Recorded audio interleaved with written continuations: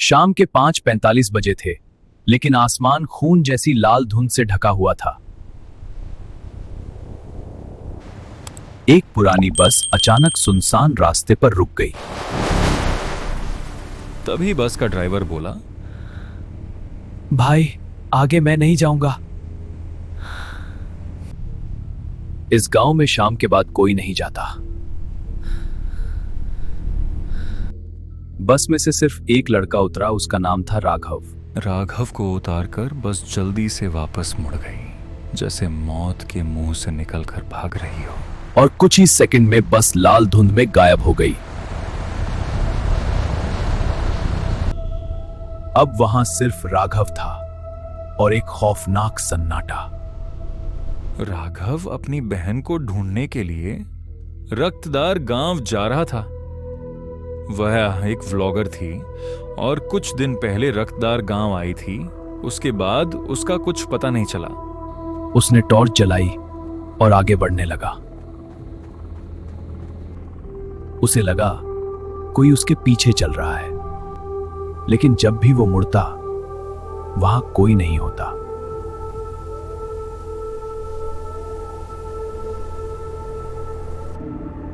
दूर उसे कुछ रोशनी दिखाई दी। आखिर वो गांव पहुंच गया। रक्तधार गांव, जहां समय रुक जाता है। हर घर बंद था। राघव ने एक घर का दरवाजा खटखटाया। कोई है? लेकिन अंदर कोई जवाब नहीं। घर में से एक बूढ़ी औरत बाहर आई और बोली, यहाँ रुकने वाले सुबह तक नहीं बचते। राघव उसी के घर रुक गया। तभी बूढ़ी औरत ने राघव को एक चेतावनी दी। अगर कोई आवाज दे, दरवाजा मत खोलना। राघव ने उस बूढ़ी औरत से अपनी बहन के बारे में पूछा, लेकिन बूढ़ी औरत से राघव को अपनी बहन के बारे में कुछ पता नहीं चला। रात के ठीक 2 बजे, जब पूरा गांव गहरी नींद में डूबा था, उसी वक्त अंधेरे में कुछ जाग चुका था और उसकी नजर अब राघव पर थी। अचानक सन्नाटे को चीरती हुई दरवाजे पर खटखटाहट गूंज उठी और राघव की नींद टूट गई। क्या? दरवाजा खोलो। कौन है? ठीक है, खोल रहा हूं। वो आवाज किसी और की नहीं, उसकी अपनी मां की थी, जो सालों पहले मर चुकी थी। राघव ने डरते डरते खिड़की से बाहर झांका और जो उसने देखा, उसने उसकी रूह हिला दी। ये मेरी मां नहीं हो सकती।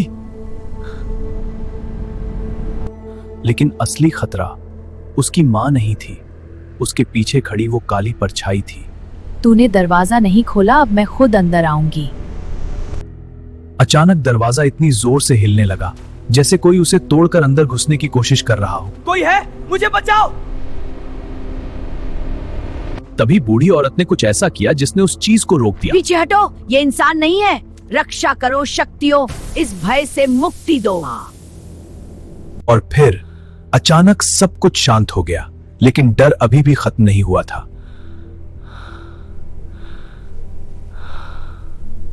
सुबह हो चुकी थी, लेकिन उस रात का खौफ अभी भी हवा में था।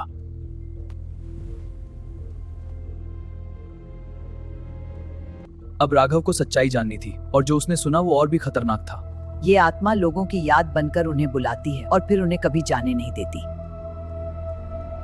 सच्चाई जानने के लिए राघव उस जंगल में गया जहां से कोई वापस नहीं आता।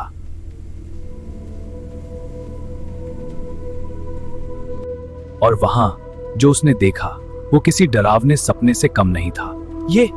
ये सब जिंदा है? तभी वो सामने आई, इस पूरे खेल की असली वजह। तुम भी आ गए? राघव भागना चाहता था, लेकिन अब बहुत देर हो चुकी थी। नहीं, मुझे छोड़ दो! लेकिन असली सच्चाई अब सामने आई। मैं ही सबको यहाँ लाती हूँ।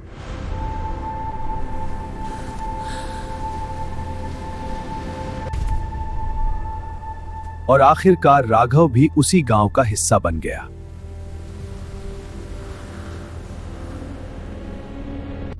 लेकिन कहानी यहीं खत्म नहीं होती। आओ बेटा, तुम्हारा इंतजार था।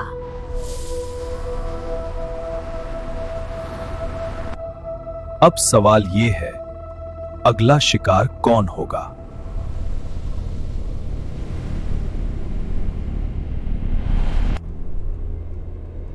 अगर हिम्मत है तो इस कहानी को यहीं मत छोड़ो।